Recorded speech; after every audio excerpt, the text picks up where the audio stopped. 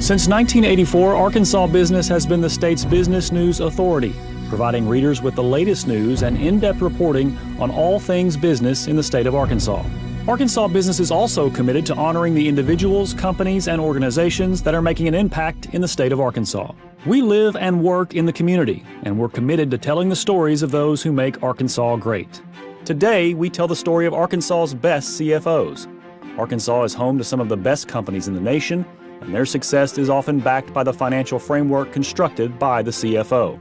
Their guidance is critical to the present and future success of any organization, and today we honor those who have implemented the best practices and strategies which have led to their company's long-term success. As long as there are people in Arkansas who are as spectacular as you, we want to be here to tell your story.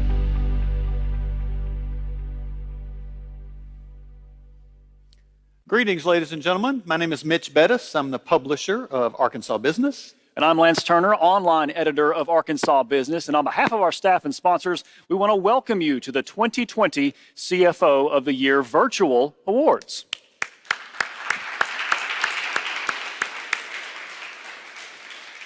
Now, we normally celebrate these honors with a large event in Little Rock. However, with the COVID-19 situation and our inability to host a big gathering to celebrate this year's honorees with a large ceremony, we're hosting a virtual celebration with a small studio audience instead. You heard some of them clapping. They're in that studio audience. This is a live broadcast. The honorees are safely distanced in our studio, but we also have people in offices from all over the state watching remotely. And during the broadcast, we're going to be cutting away to many of them to help us celebrate their honorees. Today we'll shine a light on 18 unsung heroes who have played a critical role in the success of their companies and organizations, the chief financial officers. Each of today's finalists and winners have taken on the essential duty of fiscal leadership, successfully guiding their company or organization through uncertain economic times. These individuals represent the perfect combination of intelligence, judgment, loyalty, integrity, balanced egos, and an impressive ability to anticipate what's next. And included among today's honorees are two individuals who will receive Lifetime Achievement Awards for their accomplishments in the fields of public accounting and as Chief Financial Officer. There could be no more deserving recipients of these awards than Richard Bell from Bell & Company and Greg McKinney of Bank OZK. We look forward to hearing from them later on in our program. And new this year, we'll also be conducting an exclusive CFO roundtable of today's winners. This brief roundtable discussion will cover a range of topics from navigating COVID-19, our honorees' keys to success, and much more. I'm looking forward to that. They're going to have a lot of insight I think all of us can benefit from. So now, at this time, we'd like to recognize the sponsors of this year's CFO of the Year Awards. Without their generosity and support, and frankly, this year, without their flexibility, this broadcast and awards program and today's virtual celebration would not be possible. We'd like to start by extending a huge thank you to our longtime sponsor of the CFO Lifetime Achievement Awards, Delta Dental. Delta Dental's support of this program has helped Arkansas Business shine a spotlight on financial leaders in Arkansas with unique achievements in their field. Also, we'd like to thank those of you who have purchased a Skybox package in support of their honoree. Those of you who are joining us virtually, today's Skybox supporters include Arkansas State University Systems in support of Rita Fleming, Carti in support of Jennifer Styron, Girl Scouts Diamond of Arkansas, Oklahoma, and Texas in support of Marie Geringer, and Bell & Company in support of Richard Bell, our Lifetime Achievement Award honoree in accounting. Now, this year, we have some special messages recorded by CEOs in support of their particular finalist, and we'd like now to take a moment to view those messages.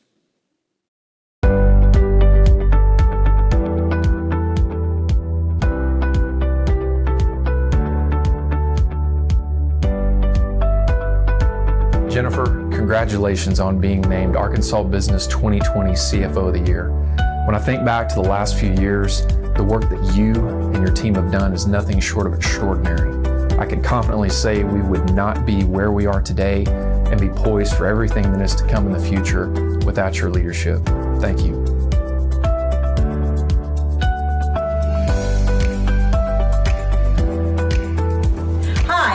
Persifka, President and CEO of Girl Scouts Diamonds of Arkansas, Oklahoma, and Texas.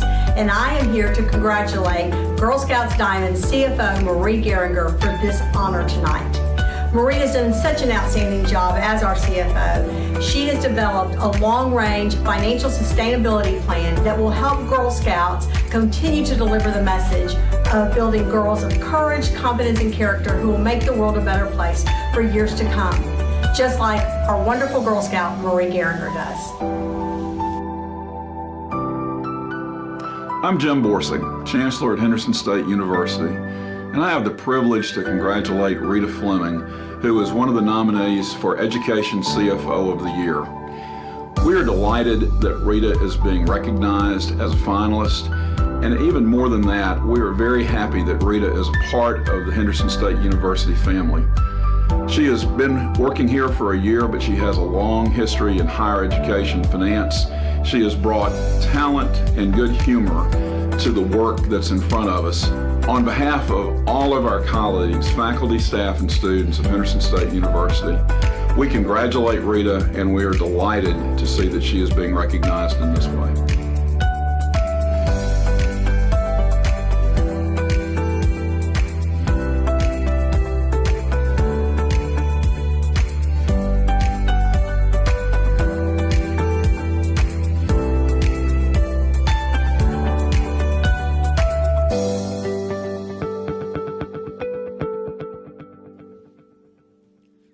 All right, well, it was great to hear a message of support from those fine folks. Now, at this time, we'd like to welcome our presenting sponsor, Hogan Taylor, and welcome managing partner Gary Cooper, who's joining us today to congratulate our honorees. Gary?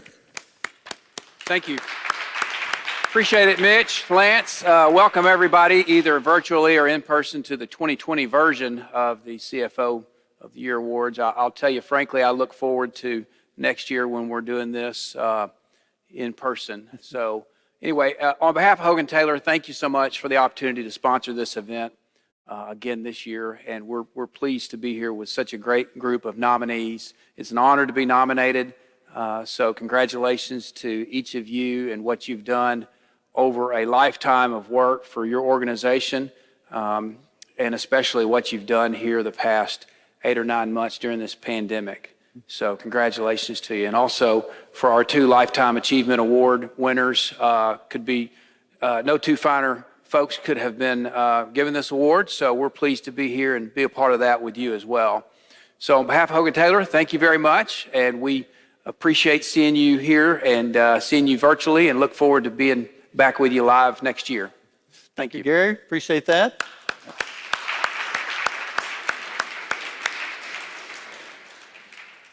The CFO of the Year program is successful in large part because of a panel of judges outside of our organization who use their expertise in choosing today's honorees.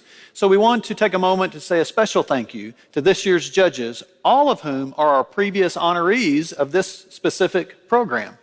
Those judges this year were Drew Chandler, Farmers Bank and Trust, Brian Hughes of Rev Unit, John Rogers of Stone Ward, Greg Williams of Nabholz, and Tina Wheelis of Ozarka College. Thank you for lending your time and expertise to this program. All right. And now, without further ado, let's get started with today's program, the heart of today's ceremony, the awards section. Starting off with the small private company category, we'll begin with Julie Carpenter of the Radius Group. During Julie's sophomore year in college, she honed in on an accounting as a degree which offered her versatility in the financial world. Her career launched when she graduated with honors with a bachelor's degree in accounting from the University of Arkansas in 1992. Since November 2016, Julie has overseen financial strategy and reporting, human resources and recruiting, and chief financial and administrative responsibilities at Little Rock's Radius Group. Julie says that her goal is to get involved in the early stages of a startup with a compelling vision to do everything in her power to help Radius Group reach its full potential. And there she is. Hey, Julie. Congratulations. And our next finalist is Aaron Gerbitz with JTJ Restaurants. So Aaron thought his natural aptitude would lend itself to a career as a professional poker player. But then he took basic accounting classes and found it came naturally to him. He joined JTJ Restaurants in 2018 and has seen an average of 5% growth during the last 5 years. JTJ Restaurants currently generates $15 million in annual revenue. Aaron says his management philosophy is to seek to give others the opportunity to excel. Employees are the key to success, and small businesses especially revolve around their employees. All right, congratulations to Aaron. Next, our next small private company finalist is Jason Keith of Staley Technologies. Jason's professional career started off with a 6-year tour with the U.S. Army, traveling around the world.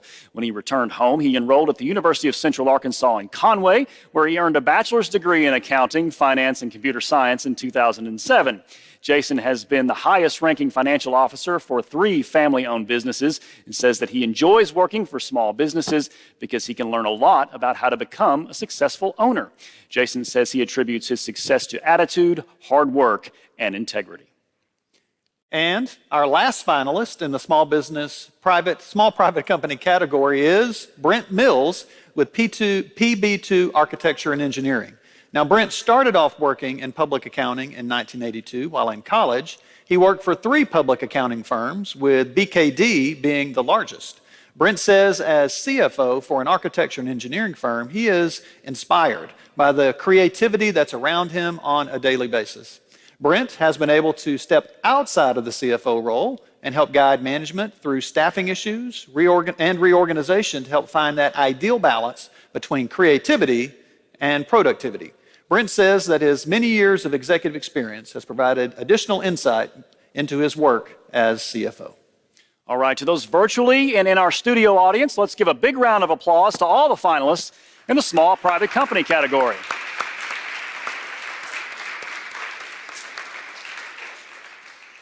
And now your 2020 Small Private Company CFO of the Year is Jason Keith of Staley Technologies.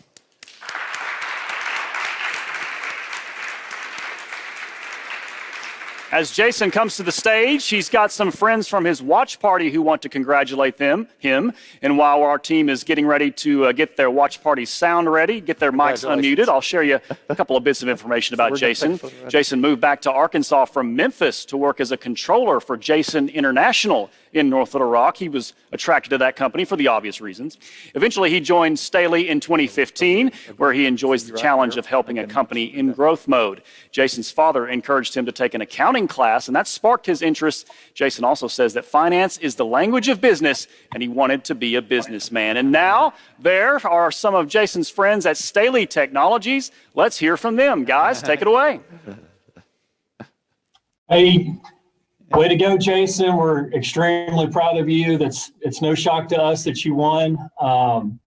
You are a key piece of our success here at Staley Technologies, and we are thrilled for you and thrilled for the team here that you won. And you had some stiff competition, a lot of great folks, a lot of great finalists in that category. And we're proud to have you on our team. Thanks. All right. Thanks a lot to Staley Technologies. Now let's hear a few words from Jason. Wow, right out the gate here, right? So I didn't expect this. A lot of great competition, but I do want to thank, first of all, my wife. She's watching back home. She's truly the better accountant in our family, in case you're curious. Sorry about everybody else who didn't know that. And then what really got me here is a great staff. So all the great people who work for me at Staley, Terry, Kim, Hunter, Heath, all those guys. Then lastly, I just want to thank all the families that took a shot on me throughout these years. The Lerman family, the Jacuzzi family, the Staley family, and now the Faulkner family. Thank you very much.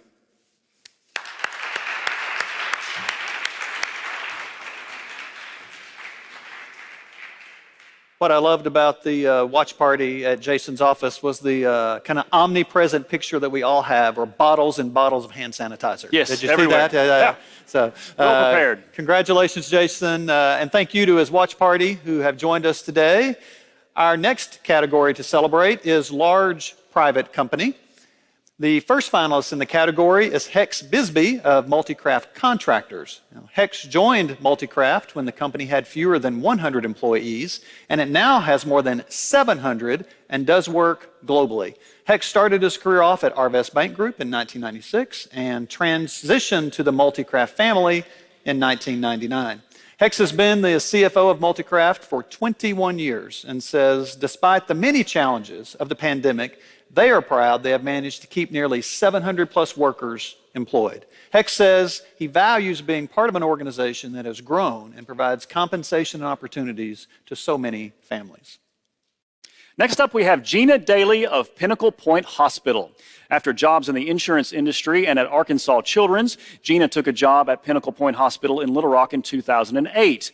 In 2019, she became CFO for the Central Arkansas Group of Universal Health Services Incorporated. Gina is currently working on expanding the service lines at Pinnacle Point and hopes to have an announcement of the progress very soon. Gina says one of her greatest accomplishments is the wonderfully diverse team she's hired, all of whom have a variety of strengths and creativity that make her job enjoyable. And our last finalist in the large private category is Jason Evans with C.R. Crawford Construction. Now, Jason joined Crawford Construction in 2016 to work on the company's real estate and human resources departments, and he was quickly promoted to CFO in 2019.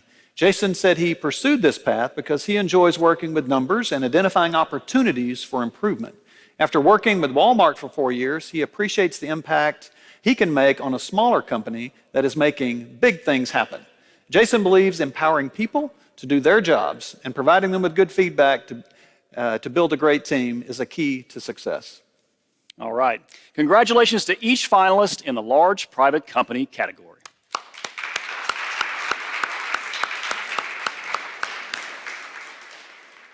And the 2020 Large Private Company CFO of the Year is Gina Daly of Pinnacle Point Hospital.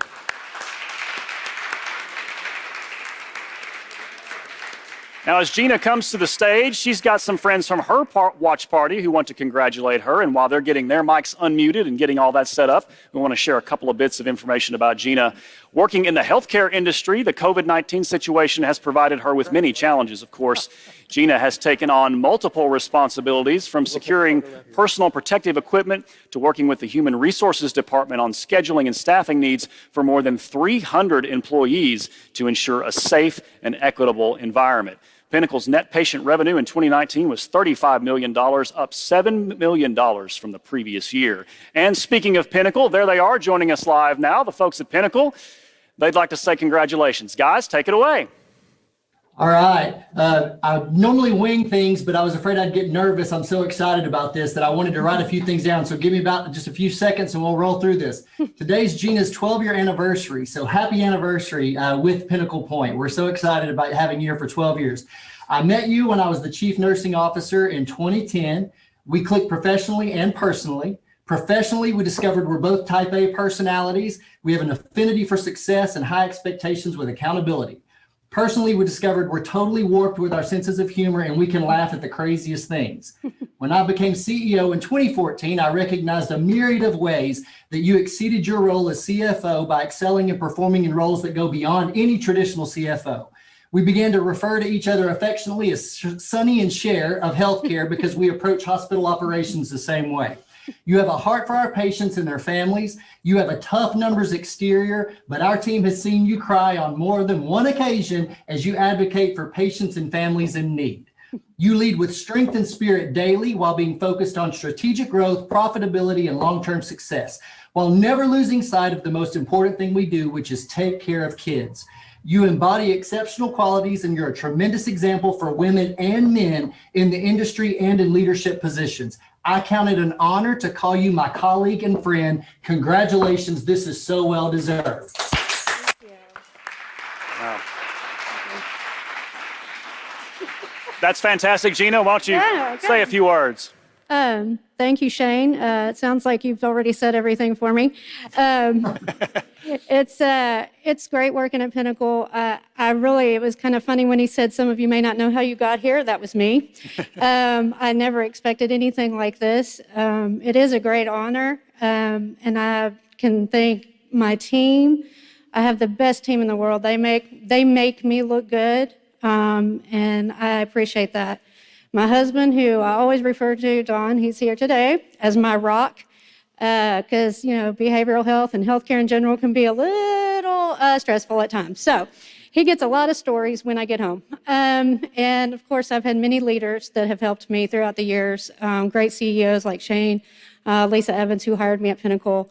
And I really enjoy Pinnacle. And I thank everybody for giving me the tools I need to be successful. Thank you.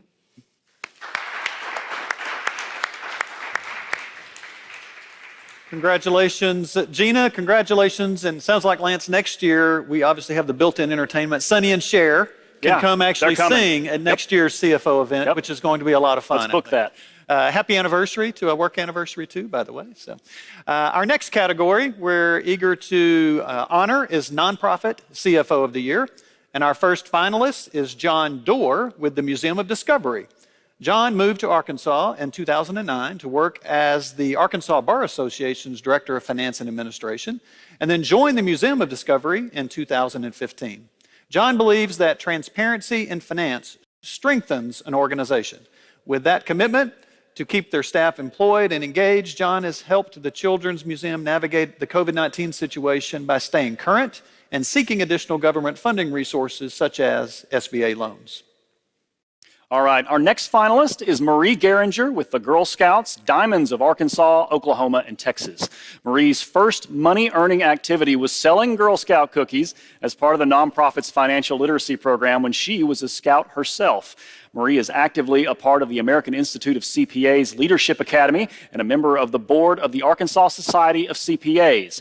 In 2015, Marie began working for the Girl Scouts, which has experienced a 12% average annual growth during the past 3 years. Marie has helped the nonprofit implement a 5-year forecasting model that has earned her recognition on the national level at the Girl Scout Leadership Summit. Our last finalist in the nonprofit category is Jennifer Styron of Carti. Now, Jennifer knows all about resilience from her past role as a director at First Southern Bank of Batesville when it was victim of a massive bank fraud. From there, Jennifer bounced back and joined the finance team at the Arkansas Heart Hospital and later promoted to CFO. Jennifer joined Carti in 2018 as CFO and supported the growth of the organization under the leadership of CEO Adam Head. Carti's unaudited net revenue was $263 million for its fiscal year that just ended June 30th, with an estimated 20% growth from the previous year. Jennifer credits her success to the team of people who have helped support her and her vision. All right, let's congratulate each of these finalists in the nonprofit CFO category.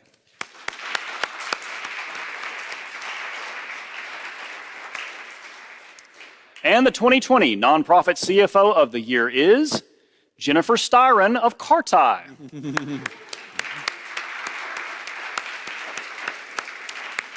As you can see, Jennifer is joining us via Zoom along with Carti's watch party. And while we get Carti's watch party's mics unmuted and ready to go, just going to share a couple bits of information about Jennifer. Like we touched on earlier, Styron credits the team she works with for her success, saying she could not do it without them. Of course, it's a team of very talented professionals who are focused on Carti's vision of being the cancer treatment destination here in Arkansas and really around the country, quite frankly.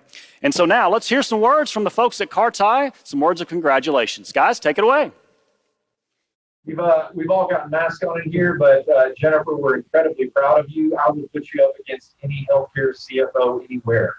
And I can't think of anyone else I would rather have had this last 3-year journey with. So thank you for all of your efforts. Thank you for the transformative work that you're doing. We're just really proud of you. All right, thanks a lot to Carti. And now we'll hear some words from Jennifer herself. Jennifer? Yeah, thank you so much. I'm incredibly grateful for this honor. From a young age, I saw 2 very, very fine businessmen work really hard for small businesses, and I really wanted to follow in their footsteps. And that was my dad and my Uncle Paul, and I learned so much from them. They gave me a tremendous education and opportunity. So thanks to my family and my friends, Andy, Adam, Melissa, the Carti physicians, and the outstanding and incomparable Carti finance team.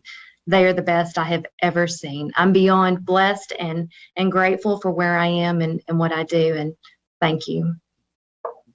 All right. Congratulations. Congratulations, Jennifer. And frankly, that's been quite a financial transformation at Cartile over the last handful of years that Adam and Jennifer and that whole team has been a part of. So congratulations on this recognition. Next up is the public sector CFO category. Mary Beth Olvey with the Ouachita Electric Cooperative is our first honoree. Mary Beth originally aspired to be an engineer in the defense industry and quickly learned that her passion laid more with accounting instead. Now, Mary Beth gives a lot of credit to her mentor, James Landers, who pushed her to take the CPA test. Mary Beth says one of her greatest accomplishments was playing a part in the historic electric rate decrease for Ouachita Electric members this year. And by setting an initiative of employing more solar power, she's helped the cooperative cut power bills just as the pandemic began to take hold. At the perfect time. Next, we have Todd Townsend with Ozark Electric Cooperative. Todd started off his career working for a couple of local accounting firms before he became an accounting supervisor at Carroll Electric Cooperative Corp. in Berryville. Todd says from a young age he loved numbers and is a second-generation cooperative employee. Todd began work at Ozark Electric with only 4 employees and has helped it grow to 234 as of this year. Ozarks Electric has added subsidiaries such as Ozarks Go, Ozarks Natural Energy, and countless new meters to their lines. Todd says that his secret to success is his team, and it's important to have fun and treat people the way you want to be treated and empower those you work with. And our last finalist for the public sector category is Keisha Wolf with the Southwest Arkansas Electric Cooperatives. Keisha's financial career started off at a local CPA firm after college and then transitioned to an ammunitions manufacturer. Keisha has been with the Southwest Arkansas Electric for about 10 years and has helped the co-op members source clean energy solutions by helping the organization with installing a solar farm to save money and meet the needs of members. Outside her fiscal responsibilities, she believes in building a company morale, and one way she accomplishes this is through a book club that focuses on building leadership skills to empower employees. Keisha says she loves to provide opportunities for employees to learn new things and spend time forming friendships with other coworkers. All right, congratulations to each of these finalists in the public sector category.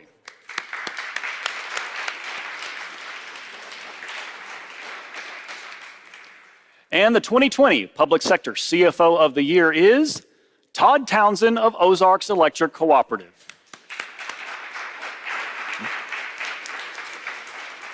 And as Todd comes to the stage, he of course has some friends from his watch party who are going to congratulate them. And while they're getting their mics unmuted and getting his photo taken up here, we're going to share a bit more about Todd. Todd plans to help expand business endeavors to grow our Ozarks Electric subsidiary Ozarks Go while continuing the technology advancements of their current electric business and smart grid. Todd says he hopes to continue to drive business that benefits and supports the members and owners. Todd's proudest work accomplishments include building a really good small team in accounting at the co-op and his role in keeping our rates as low as possible for our member owners. And there, in fact, is your watch party, Todd. Let's hear from them. Guys, take it away.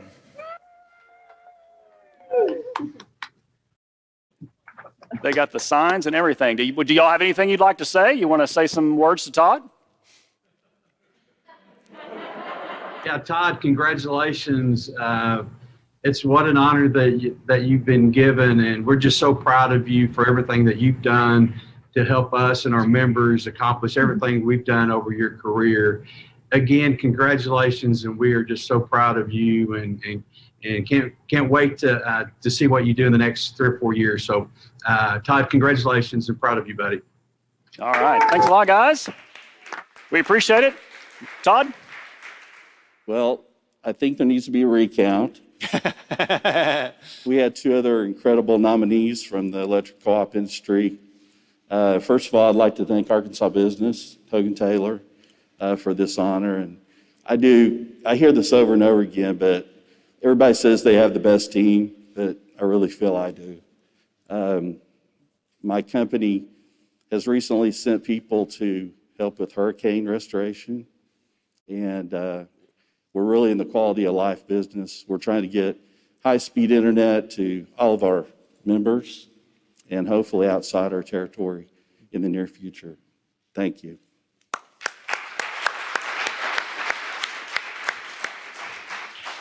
Congratulations, Todd.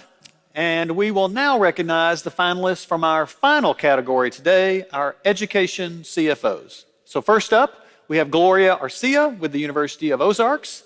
Gloria, a native of Nicaragua, graduated from Florida International University in Miami and came to the University of the Ozarks after working for Broward College in Pembroke Pines, Florida. Within months of Gloria joining the university, COVID-19 hit as a welcome. And Gloria says the changes in her enrollment and the economy are some of the true challenges that have impacted all of higher education. The University of the Ozarks anticipated a 30% drop in enrollment, but saw only a 10% decline. So Gloria says that she chose a career in education finance because it has an ever-changing landscape. Gloria is responsible for the University of the Ozarks' $110 million endowment and a $24 million operating budget and a $1.7 million real estate trust. No big deal. No, not at all. Just No big deal. average day. Just That's an right. average day. That's right. Next up, we have Rita Fleming with Henderson State University. Rita started with Henderson State a year ago after a state audit found 15 instances of apparent regulatory violations. Rita provided reassurance to the university and is working to pay its utility and debt service bills and meeting payroll so that it stays open for the students and keeps its employees. Before joining Henderson, Rita was CFO of the University of Arkansas System Division of Agriculture in Little Rock. Rita says one of her greatest accomplishments was pushing through challenges to obtain her degrees. And our last finalist in the education category is Kimberly Hadley with John Brown University. Now, Kimberly joined John Brown as an adjunct professor of business 24 years ago and was asked to apply for the Vice President of Finance Administration role that she has held since 2009. Kimberly says the most significant challenge she has had to overcome in her career is dealing with the COVID-19 situation. JBU has always been financially conservative by reducing operating expenses and announcing a tuition reset in online programs allowed the university to create new revenue streams to avoid furloughing employees during the summer. Kim says her secret to success is communicate financial information in a clear and concise manner, which builds trust with your faculty and staff. All right, congratulations to each of these finalists in the education category.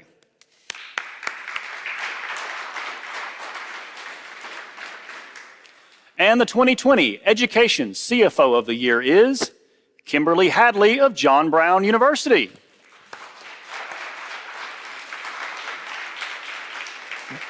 And as Kimberly comes to the stage, she's got friends from her watch party at John Brown University who are going to congratulate her. While we're getting their mics unmuted, I'm going to share a few bits of information about Kimberly. She says one of her proudest moments was when she arranged a partnership between JBU and a local daycare provider to lease an unused building on campus as a child care center. Finding a daycare solution for faculty members was a big stress reliever. Kim says that although she does all the normal analytical, financial management, compliance, and reporting tasks of her job, the aspects for which she feels most accomplished are those where she has used innovation and perseverance to advance the programs and services of John Brown and improve the lives of the people they serve. And speaking of John Brown, there is her colleagues there live from John Brown. Guys, take it away. Congratulations, Kim. We're so grateful that you're here at John Brown University. They've said it all, but I just would repeat, Kim is fantastic at the numbers, but she's even better at explaining the numbers, which is what is a real gift to us that are not CFOs. She's also really wonderful with people and has done a great job of leading her area, not just her own area, but all of human resources at JBU. And then she's a deep woman of faith, which is helps us carry out our mission as a Christian university. So we're deeply grateful that Kim is a part of our team. And congratulations, Kim. It's well-deserved. We're grateful for you. All right. Thank you very much. Congratulations. And Kimberly, we'd like to hear from you now. Well, thank you. Thank you to Arkansas Business, Hogan Taylor, and Delta Dental. In a very difficult year for CFOs and for all of us, this was an encouragement. Thank you. I'm honored. It was a capable field of nominations that are there, and I have respect for everyone in this room. And I'm really grateful for parents who taught me hard work and perseverance on a dairy farm. Very hard work and perseverance, which has paid off for a lifetime. I'm grateful for my team at JBU. I have an excellent staff in the business office, and my assistant, Melinda, and Paul Nass, and Amy Fisher, Tom Perry, Sean Sawatsky. Great leadership from Chip Pollard. And my colleagues on cabinet are an amazing team to work with. So it's just I'm very grateful. It's a wonderful day. Thank you. Thank you. Congratulations.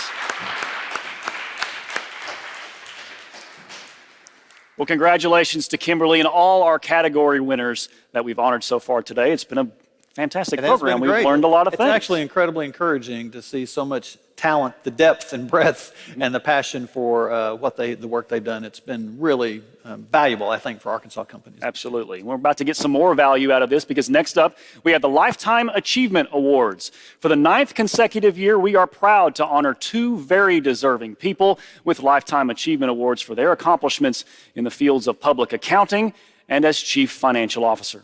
So we're going to start off this part of our program with the Lifetime Achievement Award in Accounting. And it is my pleasure to introduce you to the recipient of this year's Lifetime Achievement Award in Accounting, Mr. Richard Bell of Bell & Company. So while Richard begins to make his way to the stage to accept his award, let's take a moment to hear from Richard's friends and colleagues in this brief video, and then we'll hear some friends from Richard's and some watch parties, and then hear from Richard himself.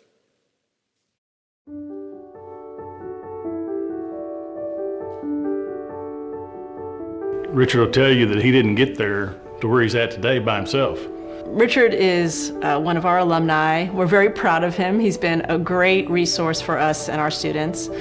Richard has truly dedicated himself to be the very best accountant that he can be, but not just him, his entire team. He has spent 40 plus years dedicated to the profession. You know, the community I was raised in is very blue collar. Very little public education past high school. And so I really didn't have any aspirations. And I was down in a ditch between my mother's house and grandma. This lawnmower blade broke in half. It cut both feet. It was kind of a real severe injury, permanent disability type thing. So I would never be able to do what my dad did, that I need to go to school and get a desk job. The doctor suggested, why don't you go to college and get an education? So that changed his life. He wants to build something, and there's nothing more honoring than to build something that lasts beyond your lifetime. So one of the unique features of Bowen is that we do have a part-time evening program. And Richard, of course, is a proud graduate of that program. And it really provides an opportunity for students who need to work during the day, like Richard did when he was in law school, but still want an opportunity to better themselves and have more opportunities for their careers going down the road. So he is a real proponent of our part-time program, and as well as a very proud graduate of that program. He had aspirations of his own and wanted his own business, so Bell & Company was formed probably out of his garage. That's how we got started. And I had three clients. He took each one of his relationships, including ours, personally, and made friendships out of them. Well, I believe Richard understands that our job is to inform the client, to give the client the information they need to make a decision, but not make the decision for them. Well, there's the 2 prongs to what Richard does for us. For one thing, he has funded one of the largest scholarships for our students at the Bowen School of Law and gives them the sort of resources we want them to have, because we have a public service focus. So we want students to come out of law school with low debt, and Richard makes that possible. But it's not only that. He actually gives them advice and counsel. He is available to students to talk to them. He even gives them his phone number so that they can reach out to him if they need his advice. So he's there for them in all kinds of capacities, well beyond what we normally see. And so Richard has, throughout his career, given back to his community, to his church, to his education sources, including the law school and his colleges, and has continued to provide for those who are less fortunate than he. The level of attention to detail and the devotion that Richard shows to his clients has, in my mind, separated him from others. Congratulations. I don't know of anybody else in the world that's more deserving of this Lifetime Achievement Award than you. And I want to say thank you for letting me be part of the journey. Richard, congratulations on receiving this Lifetime Achievement Award. I appreciate the opportunity that you've given me to speak on your behalf. Richard, what I would tell you is I am so proud of you and the things that you have done. This award is so well deserved, and I offer my sincere congratulations. Congratulations, Richard. Everybody at the Bowen School of Law is so proud of you, and we're so happy to count you among our alumni.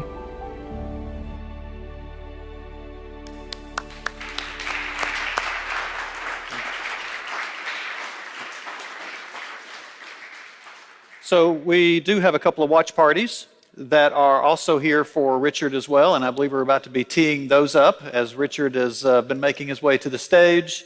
And I believe you noticed some folks from back home here that want to wave and maybe say hello. There you go, hooping it up in an accounting office. Look at that.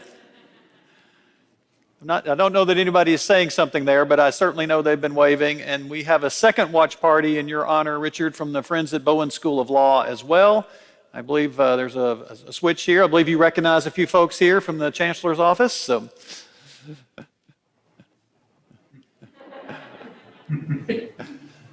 We can see you. Are you speaking as well, Chancellor?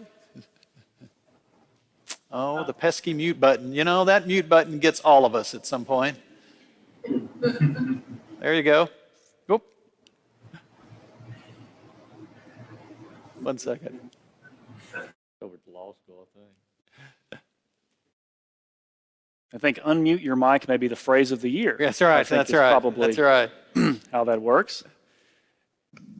And they don't make these things easy. There we go. Now we're going. That's right. All right. Well, I just want to offer my congratulations as well to Richard on this well-deserved award. UA Little Rock and the Bowen School of Law are so proud of you and happy to claim you as one of our graduates. It is an honor to share this special recognition with you today. Thank you. All right. Thank you. Congratulations, Richard. Let's give him a big hand. And then, Richard, why don't you say a few words?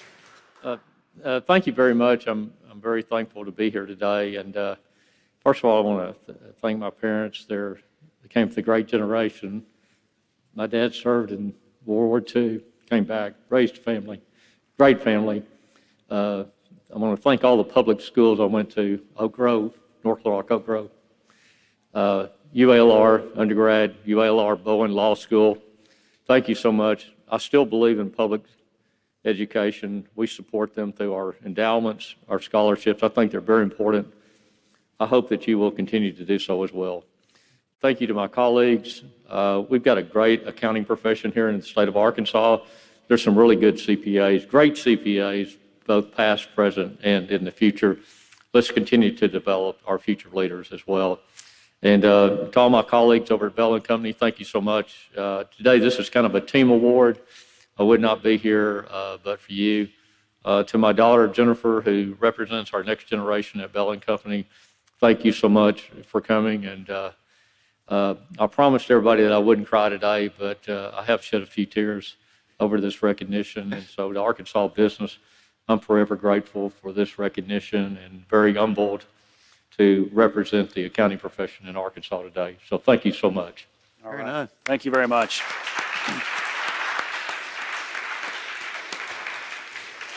Congratulations to Richard Bell of Bell & Company.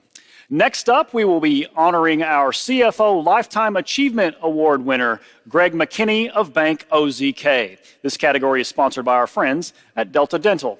While Greg makes his way to the stage to accept his award, let's take a moment to hear from some of Greg's friends and colleagues in his Lifetime Achievement video.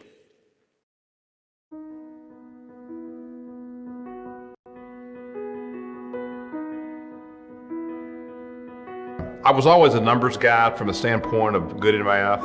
Wasn't sure what I wanted to do, but I told myself at the time it would be something other than accounting. It would not be accounting. First accounting class, and it actually, something meshed with me. It clicked, the debits and credits. Greg has been instrumental in us achieving the success that we've achieved and the growth in our company. Greg McKinney joined our company in 2003 and became our Chief Financial Officer in 2011. Since Greg joined us, our company has grown about 27 times the size it was. During the last 10 years, the bank has had tremendous growth, and Greg has been right there at the forefront of managing an increasingly complex financial institution. That's not an easy job. Greg has a wealth of information, knowledge, and expertise as it relates to regulations, and that's not something that you find in a CFO. Greg is very hardworking, very detail-oriented. His background and knowledge is very versed. He's very supportive, and he cares. He's an unusual CFO in that he's very soft-spoken, he's very humble, and he's always right. The ability to understand people, the ability to put yourself into the shoes of other people. You know, he understands different perspectives, and I think that he provides an avenue and a platform to be able to bring those together. Biggest attributes I think that he has that appeals to me is his professionalism, his passion for his work, his grasp of detail while seeing the big picture from a financial perspective. All of those things rolled into one makes for an extraordinary work experience, and he's handled it beautifully, in my opinion. I think he's genuinely, authentically committed to the shareholders and to the shareholders through management. He wants to do the right thing 100% of the time, and he does. I think Greg deserves to be recognized for the Chief Financial Officer that he is, and to receive this Lifetime Achievement Award because of the extraordinary body of work that he's done while he has been here in this role for us over the last 9 years. I think he's got more hills to climb and more sights to see and more things to accomplish. So I'm glad that Greg is at the wheel because I trust that things will move along as they have with him driving.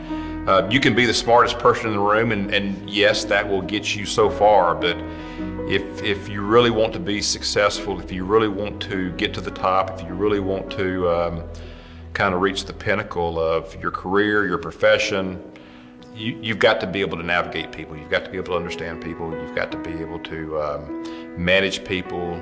That's something that I'm always working on, and that's critical in order to be successful. We're extremely proud of Greg, extremely pleased that he is on our team, leading the financial strategic aspects of our company, and we're so pleased that others have recognized his great accomplishments. Well, Greg, my congratulations to you at such a young age to have a Lifetime Achievement Award such as this with Arkansas Business, and I know you're going to do more. You're not through by any means, and I wish you nothing but the best. You truly do deserve this wonderful acknowledgement. Bravo. You're more than a CFO. You're an integral part of our culture. And honestly, I feel genuinely privileged to work beside you. Thank you and congratulations. On behalf of all of your teammates at Bank OZK, great job. Keep it up.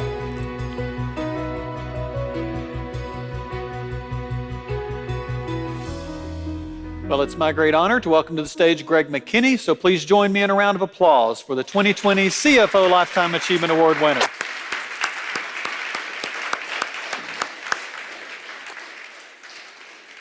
And while Mitch and Greg take a photo, we've got some friends from his watch party back at Bank OZK who are going to celebrate him in just a moment. We're going to give them a moment to get their mics unmuted and ready. And in fact, there they are, ready to go. Of course they are. They work for Bank OZK. They're ready at any moment.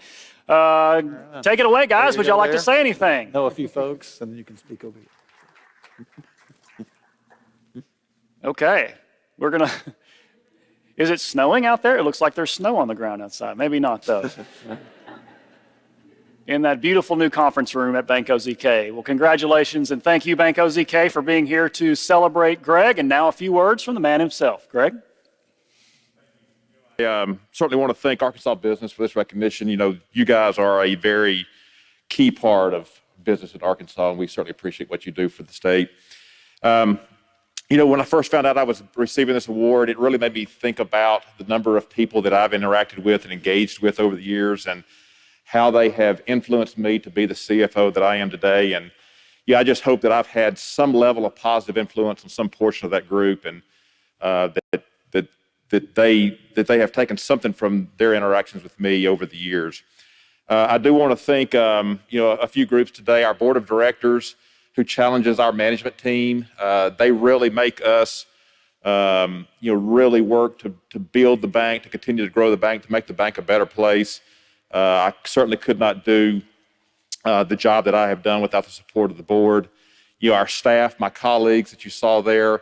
Somebody told me one time that the way to make yourself look smarter is to hire really smart people around you, and I've strived every day to try to do that. We've got a great group of professionals in our accounting group. And finally, I want to thank my wife, Deanna, who could not be here today, but I could not do this job without her support, her love, her strong arm, pressing me forward and really encouraging me and supporting me. So I could not do it without all these groups. So thank you very much.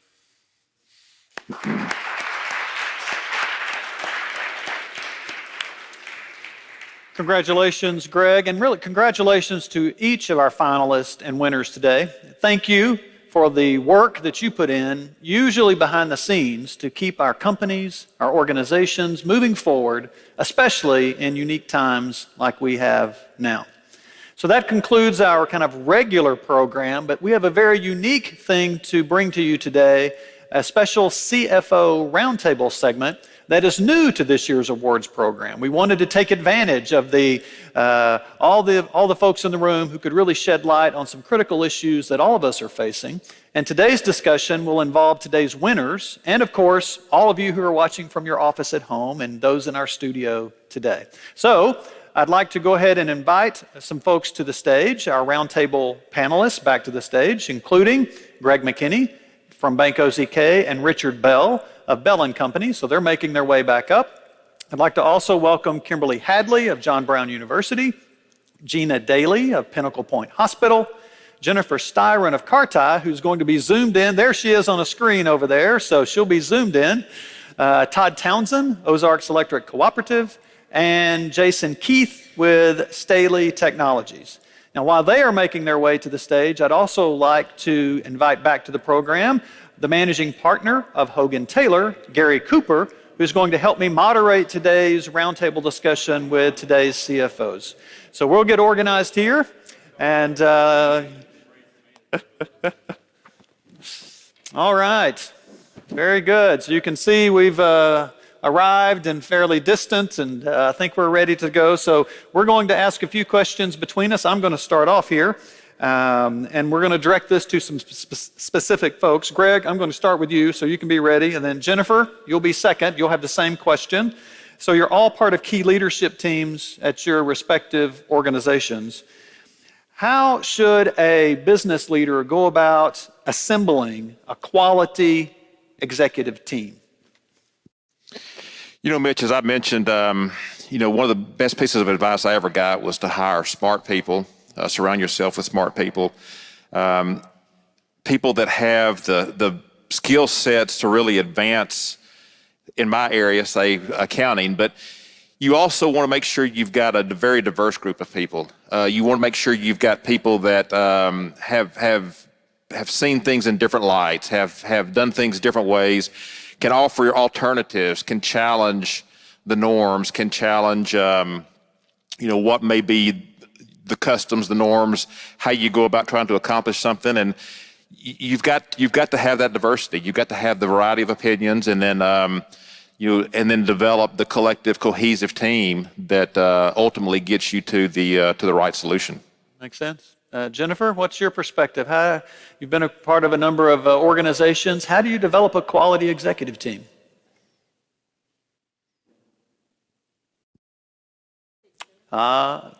That's okay. I couldn't have said it any better than Greg, actually. Surrounding yourself with a team of very, very sharp professionals with diverse value. I mean, that's incredibly important. But simply put, to be able to look around the room and be able to know that when you pass the ball, that every single person in that room is going to be able to catch it and take it as quickly as intentionally as you would. And that's when you know you're surrounding yourself with high quality people that are really going to be able to accomplish what you need to accomplish. Yeah, sure. Todd, what is it from your perspective too? How do you build what makes a good executive team? I think going after just the right people, using your gut to tell you who that might be. I have an experience about 20 years ago where my gut told me there was a certain person that I should go after. And after, I think they would call it stalking now, but after my fifth attempt at this person, they came on board. And so I'd say go after that talent. Yeah. Same, Kimberly? What would you say is an important part of building a quality executive team? Thank you. I think the ability to have the hard conversations. Lack of fear of conflict, I think, is really important. Diversity of thought, as you mentioned. And, I really think any new team starting should read Lencioni's book about 5 dysfunctions of a team. I think it's really spot on. Yeah. I think Gary has a question for you. Yeah, very good. This next question is for Richard, Gina, and Jason. And Richard, I'll start with you. It's really a 2-part question. One is kind of what happened last spring, and then the other is looking forward. It's how did your organization pivot this past spring as a result of COVID-19, and have there been any long-term or permanent changes as a result of it? Yeah, yes, sir. We realized just how important.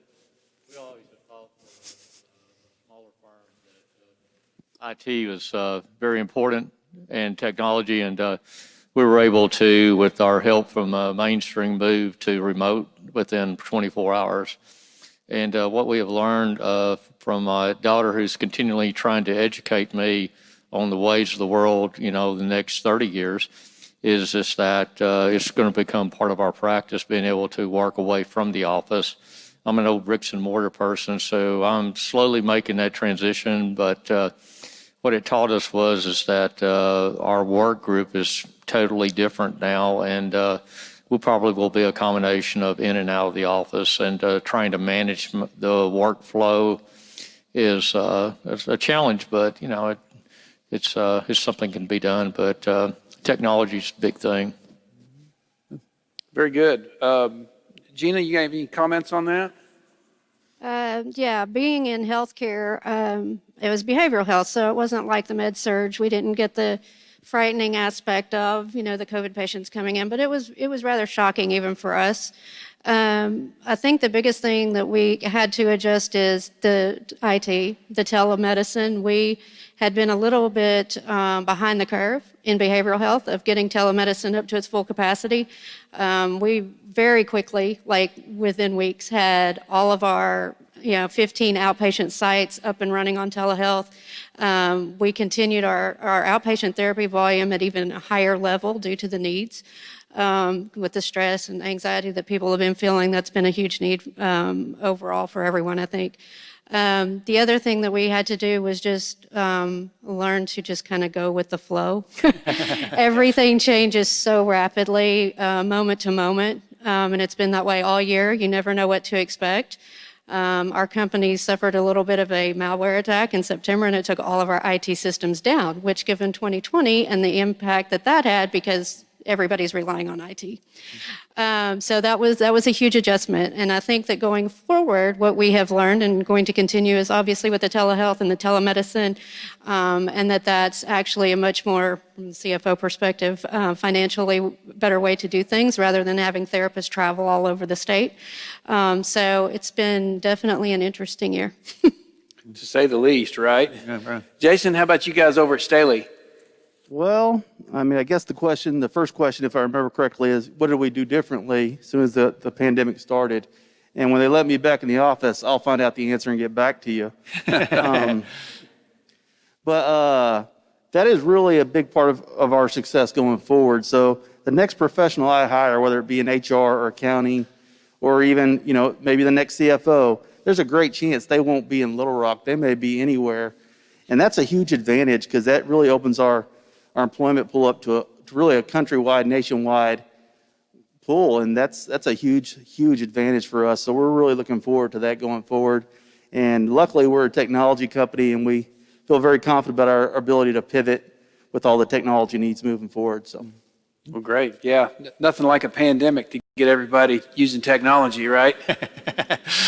Well, I think that's kind of leads us to some maybe helping us fine tune a couple of things here. And we'll start with Jennifer, and then this would be for Greg and Gina as well. I'm curious, you all kind of absorb, analyze an enormous amount of data in your particular roles. So I'm curious what advice you might have to new business leaders when they're now using data as a way to make key decisions. Are there key things to focus on, or perhaps not focus too much on, in terms of what advice would you have for new business leaders if when they're using data to make key decisions? Jennifer, you're first. Sure. Ensuring data integrity on the input side is critical. And then being able to harvest that gold mine that you collect and then effectively being able to display it for consumption and decision making. Those three pieces are key. Here at Cartile, we have a team of 5 people that work in business intelligence. We're moving so quickly, and we're able to do that and be nimble because of having that information at the tip of our fingers. And so we look at volume, labor, patient population, insurance claims errors, business development effectiveness. We look at all of it, but you've got to make sure that when you input it, it's accurate, knowing how to really capture it and harvest it, and then putting it in a way that you can actually, consume it. It's critical. Well, healthcare obviously has had an enormous amount of changes and a lot of probably additional data inputs this year. Banking has certainly had its challenges as well. So as you kind of think about advising new business leaders, what data how should they conceptualize and utilize data to make effective decisions? I would agree with Jennifer that you've got to make sure of the integrity of the data. But probably today, more than ever, there's so much data out there that it's almost impossible to consume it all. So you've really got to understand what are the key drivers, what are the key metrics, what do you really need to focus on in order to understand what the data is telling you. Make sure you focus on those key points. It's easy to get lost in all of the vast data that exists, but you can't look at just the data alone. You've got to engage with other business leaders, other managers within the organization, and make sure that the data that you are looking at is not giving you a different picture than what the other business leaders are seeing in the organization. You've got to make sure that the two agree and the two mesh together. Yeah, makes sense. Gina, again, from healthcare, what do you see as, what would you advise new business leaders on? I think the key takeaway is kind of tagging on to what he said. You've got to know as a business leader which pieces of data you can impact, because you do get lost in the weeds. It's real easy if you don't really understand what you do that drives those numbers to start chasing your tail and not making any effective change based on what you're seeing. So my advice is to know what data is available and know what data you impact and how that data rolls up. That's where your CEOs and your CFOs will help you with that part. But knowing what's out there and then focusing on the points that you can affect. Our last question of the day. Yeah, so this is for Richard, Kimberly, Todd, and Jason. And it's unfair to ask to just have a brief answer to this question, but that's exactly what I'm going to do is I'm going to ask for a brief answer to this question. But it's what have been a few keys to success for you and your company? Richard? The key to our success is developing niches. I mean, we are in public accounting such as your firm, and we all do attest work and tax work, but just as your company has developed niches or specializations, our firm has done the same. And so we continue to build off of our niche and try to become the expert in that area. And I think that's real important if you're in a smaller firm as to what we are, is you try to develop a niche, which ours is trucking, and you just keep doing more and more and more and just try to get better and better at it. That's a great answer. Kimberly? Well, for us, it's very important to stay focused on our mission. And when we make a decision, we're always thinking about the student, what's best for the student. And all the while, communication, especially in the past year, with the forecasting changing as we went through the pandemic, I would say our president did a great job leading the university with communicating out with our faculty and staff. And, even when it was tough news, I think we have an environment of trust and transparency. So I think that's very important. Very good. Todd? Our CEO graduated in the same class that I did in accounting at the University of Arkansas. So CFOs and CEOs that come from that background are so important. But I think that we learn to be able to stop on a dime and reevaluate. We only have, as an electric cooperative, so much of our expense is controllable, and we really went after that part. Very good. Jason? First of all, let me say I am jealous of Todd. I can imagine working for a CEO who is also an accountant. It must be life-changing. But, at Staley, we pride ourselves on technology and our ability to pivot quickly. And we were really just able to lean into that this year, and we're really proud of that. And how we plan on staying relevant in the future ourselves is by helping other companies and our clients stay relevant by embracing change and helping to leverage technology solutions to do so. And in this ever-changing world, that's one thing that we are very confident is going to keep changing is the technology solutions we all need to be successful. Well, thanks. Those are great answers. I heard two main themes there, Mish. One was focus, the other was flexibility. That's right. So that's great. Seems to separate those who are doing okay to those who are doing extraordinary things. And so thank you. The six of you, congratulations on today's recognition. And those of you who've been honorees in today's program, we're so proud of the work that you are doing, and I hope you feel proud about being here today and recognized for the great work that you are doing at your companies and organizations across the state. And I'm grateful for this discussion. We appreciate the thoughtfulness in which you can kind of provide some insights as well. So before we conclude today's ceremony, we do want to thank a few folks. Number one, we want to say a special thank you to our judges. We appreciate the time, attention, and thoughtfulness that each one of them has provided in this process to help us identify this year's finalists and winners.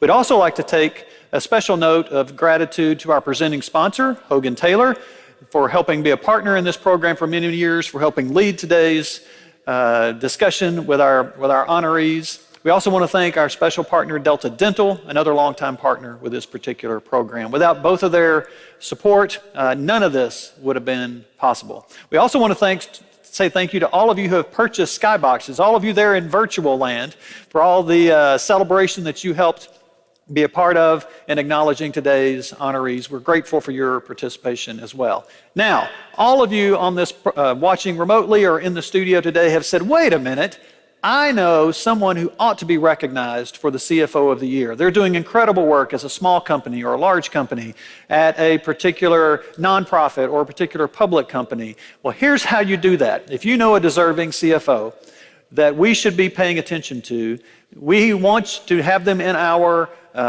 program for 2021. It's never too late to start preparing for next year's awards program. So here's how you do it. You go online to arkansasbusiness.com/CFO nominate, and you submit a nomination. And that begins the process. So think about some folks that we should be acknowledging who are doing great work, and go to arkansasbusiness.com/CFO nominate.